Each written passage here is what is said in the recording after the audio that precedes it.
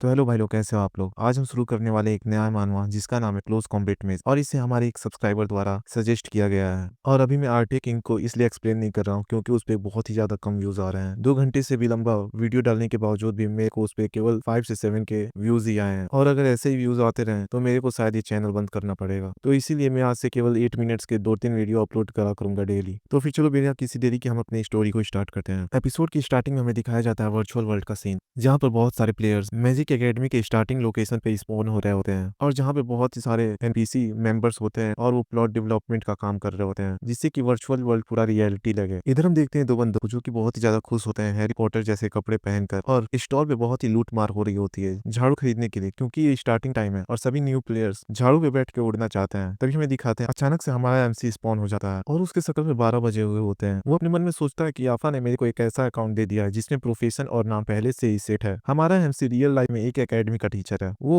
अपने पास्ट की बातें याद करने लगता है और सोचता है कि कुछ बच्चे आपस में बात कर रहे होते हैं एक न्यू होलोग्राफिक गेम को लेके, जिसमें वो बोल रहे होते हैं कि पहली बार एक नया होलोग्राफिक गेम आया है जिसमें कि हम बिना कीबोर्ड का यूज किए अपने रियल मूवमेंट का यूज करते हुए गेम के साथ सिंक्रोनाइज हो सकते हैं। और हाँ, तुम मार खाते हो या फिर किसी को मारते हो तो तुम्हें रियल में कोई इंजरी तो नहीं होगी, लेकिन पेन बहुत होगा। तुम सभी सोच भी रहे हो कि आखिर वो गेम कितना अमेजिंग हो सकता है। ये बहुत ही ज्यादा धांसू गेम है और इसमें अकाउंट बनाना बहुत ही ज्यादा हार्ड है। इधर एमसी भी अपने मन में सोच रहा होता है उनकी सबकी बातें सुनकर कि एक होलोग्राफिक टेक्नोलॉजी जो कि हमारे रियल मूवमेंट्स द्वारा सिंक्रोनाइज हो जाता है, इसका केवल एक ही मतलब है। तभी वो उन सभी स्टूडेंट्स के पास जाता है और आफा से बोलता है, आफा आखिर तुम किस गेम के बारे में बात कर रहे हो। आफा बताता है कि इस गेम का नाम पैरेलल वर्ल्ड है और इसमें प्लेयर्स को होलोग्राफिक इक्विपमेंट्स परचेज करना होता है जो कि थोड़ा एक्सपेंसिव होता है। गुफी बोलता है, मतलब हमारा मेन कैरेक्टर, इसका नाम गुफी है। वो बोलता है कि ये उतना ज्यादा मैटर नहीं करता। तभी आफा बोलता है उससे मस्का लगाते हुए, सर क्या आप भी खेलना चाहते हैं? मेरे पास आपके लिए एक एक्स्ट्रा अकाउंट है। इधर पीछे वाले बंदे बोल रहे होते हैं, लो चाटने वाला आ गया, क्या ही बंदा है, इसको शर्म आनी चाहिए। सीन प्रेजेंट में आता है जहाँ पे गुफी अफसोस मना रहा होता है कि मैं एक मेज बन गया, क्योंकि गुफी को मेज प्रोफेशन अच्छा नहीं लगता और वो गुस्सा करते हुए बोलता है कि मेरे को एक बार आफा मिल जाए, मैं उसको अच्छे से सबक सिखाऊंगा। तभी हम देखते हैं वहाँ पे अचानक से आफा आ जाता है, जिसे देख के वो भी हैरान हो जाता है। आफा उससे बोलता है, टीचर आप यहाँ पे? टीचर वर्ड सुन के सभी उसकी तरफ देखने लगते हैं। तभी गुफी उससे धीरे आवाज में बोलता है, ठीक है, तुम्हें मेरे को गेम में टीचर बोलने की कोई जरूरत नहीं है। और आखिर तुम्हारा हालत कैसा है? क्या किसी ने तुम्हें कूट दिया? क्या वो कोई पीके था? यहाँ पीके का मतलब होता है प्लेयर किलर, जो कि प्लेयर्स को मारता है, जिसकी वजह से प्लेयर्स दोबारा रिस्पॉन लोकेशन पे आ जाते हैं और उनके इक्विपमेंट्स भी ड्रॉप हो जाते हैं जहाँ पर वो मरे होते हैं। आफा उससे बोलता है कि नहीं, मुझे बस पीटा गया है। वो पीके केवल मेरे को गेम के अंदर अपने स्किल का यूज करके मार डालते हैं, लेकिन इस होलोग्राफिक सिमुलेशन में उन्होंने मेरे को हमेशा की तरह धो डाला। गुफी बोलता है, अच्छा होलोग्राफिक सिमुलेशन, एक सेकंड रुको, मैं अभी जाके उन सभी को ढूंढता हूँ।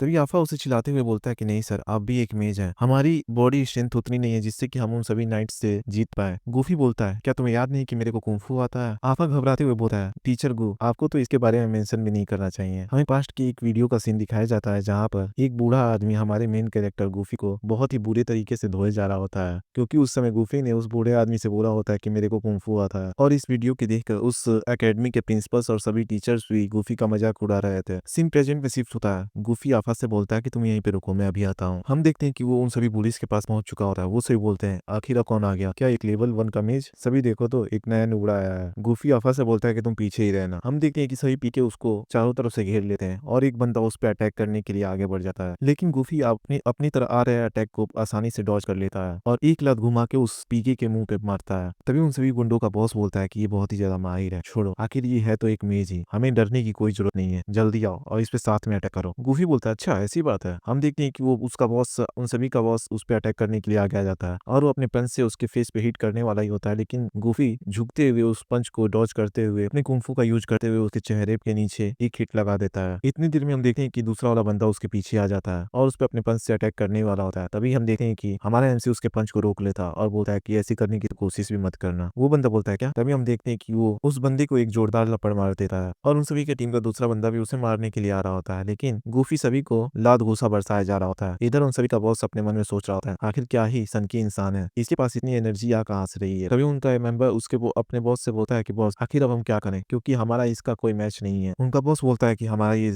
बुरा समय था जो कि हम इस बंदे से मिले, अभी के लिए हमें यहाँ से भागना चाहिए। तभी गुफी उनसे बोलता है, क्या भाग रहे हो बिना माफी मांगे? उन सभी का बॉस बोलता है, क्या माफी? अभी भी मैं गुड कंडीशन में हूँ तो मैं तुमसे माफी क्यों मांगू? हम देखते हैं कि उन सभी का एचपी पूरी तरह फुल होता है। आफा बोलता है कि इन सभी का एचपी अभी तक थोड़ा सा भी रिड्यूस नहीं हुआ, इन सभी को बहुत ही बुरे तरीके से पीटा गया है, लेकिन इनका एचपी थोड़ा सा भी रिड्यूस नहीं हुआ। ये तो बहुत ही बड़ा बग है इस गेम में। गुफी उन सबको बोलता है, अच्छा तो ऐसी बात है। हम देखते हैं कि वो एक पत्थर को नीचे से उठाता है और उसकी तरफ, उसके फोरहेड की तरफ थ्रो कर देता है, जो कि हिट भी हो जाता है और उस बंदे को दर्द होता है। तभी गुफी उससे बोलता है, आखिर ये कैसा लगा, और आखिर कैसा हो कि ये निशाना मैं तुम्हारी आंखों पे लगाऊं। इधर बॉस भी अपने मन में सोच रहा होता है, क्या ये पॉसिबल भी है? क्या वो अपने स्किल पे इतना ज्यादा कॉन्फिडेंट है, या फिर वो अभी ब्लफ ही कर रहा है? वो बोलता है कि तुम ब्लफ कर रहे हो और मुझे थोड़ा सा भी डर नहीं लग रहा। तभी गुफी एक दूसरा पत्थर उठाता है और ठीक उसकी आंखों की तरफ थ्रो कर देता है, जो कि उसकी आंखों से हिट भी हो जाता है और उस बंदे को बहुत ही ज्यादा पेन होने लगता है। और इसे देख के उसके बंदे भी बहुत ही ज्यादा डर चुके होते हैं। गुफी उससे बोलता है, रियलिटी में तो तुम्हारी आंखें सही रहेंगी, लेकिन इस गेम में तुम आधे अंधे हो चुके हो, लेकिन तुम्हारे पास अभी भी एक आंख है देखने के लिए। तभी वो घबराते हुए बोलते हैं कि हाँ ठीक है, हम माफी मांगने के लिए तैयार है, हमें माफ कर दो। गुफी उनसे बोलता है, ठीक है जल्दी निकलो यहाँ से, भगो। वो सभी बंदे यहाँ से दुम दबा के निकल जाते हैं। तभी आफा गुफी से बोलता है कि सर क्या आप ठीक हो? गुफी बोलता है, अरे हाँ भाई, उनके पास कुछ मामूली से स्किल्स हैं जो कि मेरे सामने टट्टी है। आफा खुश होते हुए बोलता है, सर तो आप सच में कुंफू जानते हैं? गुफी बोलता है, बेशक, अपने चाइल्डहुड से हमें बताया जाता है कि गुफी कुंफू फैमिली से बिलोंग करता है, लेकिन गुफी अपने जनरेशन में इकलौता है और उसके साथ इस पार करने वाला कोई भी नहीं है, और अपने कुंफू से वो खाना खरीद नहीं सकता। गुफी का कुंफू फाइटिंग स्किल पे फोकस करता है, और तो और उसके फादर ने भी उसे फाइटिंग कंपटीशन में पार्ट लेने से मना कर दिया था। तभी हमें दिखाया जाता है उसी बुड्ढे को जिसने गुफी को स्कूल के सामने लिटा लिटा के मारा था। वो बोलता है कि हम मार्शल आर्ट को प्रैक्टिस करते हैं, जिससे कि हम अपने बॉडी को ट्रेन करते हैं और उसकी लिमिट्स को ब्रेक थ्रू करते हैं। तभी गुफी चिल्लाते हुए उस ओल्ड मैन से बोलता है, क्या आप मेरे से मजाक करते हो? आप हमेशा बोलते हो मेरे को ट्रेन करने के लिए, लेकिन आप मेरे को उस स्किल को कहीं पे यूज नहीं करने देते हैं। तभी वो बुढ़ा अपनी चमकीली आंखों के साथ बोलता है, तुम मेरे पे अप्लाई कर सकते हो। और हाँ मैं बता दूं कि ये बुढ़ा आदमी कोई और नहीं, गुफी का ही बाप है। हमें बताया जाता है कि गुफी का कुंफू बहुत ही ज्यादा अच्छा है, लेकिन अपने फादर के अगेंस्ट वो उतना भी अच्छा नहीं है। और ये वही दिन होता है जहाँ पर उसके फादर ने स्कूल के सामने उसे धोया होता है। वो उसे सीरियस टोन में बोलते हैं, ध्यान से सुनो, ये हमारी एक फैमिली का रूल है कि हम अपने कुंफू का यूज करते हुए किसी को भी नुकसान नहीं पहुंचाते, और बुरे लोगों को भी नहीं, क्योंकि पुलिस अपना काम कर सकती है। और इसी वजह से गुफी के पास कोई भी चॉइस नहीं था और वो मिडिल स्कूल में एक टीचर बन के रह गया।